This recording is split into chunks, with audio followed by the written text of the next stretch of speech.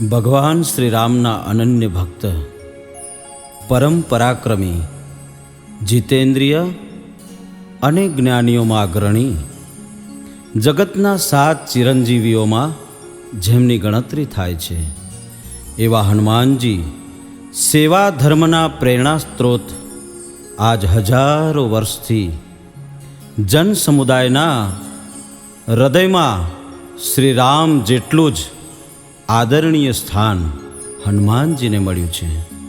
ગોસ્વામી શ્રી તુલસીદાસ રચિત રામચરિતમાનસ એક પ્રાસાદિક ગ્રંથ છે. આ પવિત્ર ગ્રંથનું પઠન, પાઠન, શ્રવણ અને મનનથી મનુષ્યનું સહજ રીતે કલ્યાણ થાય છે. રામચરિતમાનસમાં સુંદરકાંડ સર્વશ્રેષ્ઠ અંશ છે.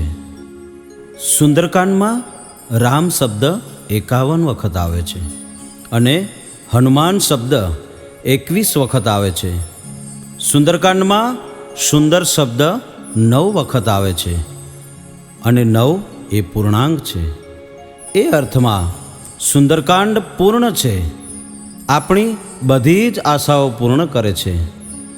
સુંદરકાંડ આગળ બધી ઉપમાઓ નાની પડે છે. એક જ ઉપમા આપી શકાય, સુંદરકાંડ એટલે સુંદરકાંડ. અંજની પુત્ર વીર હનુમાનજી સંકટ હરનારા અને મંગલ કલ્યાણ કરનારા એક હાજરા હજુર કળિયુગના આરાધ્ય દેવ છે. શનિ અને મંગળ ગ્રહોના ઈષ્ટદેવ શ્રી હનુમાનજી મહારાજ છે. તેમને સુંદરકાંડ અતિ પ્રિય છે, જેના કારણે સુંદરકાંડનું અનુષ્ઠાન કરવાથી શ્રેષ્ઠ અને સકારાત્મક પરિણામ મળે છે. એમાં કોઈ શંકાને સ્થાન નથી.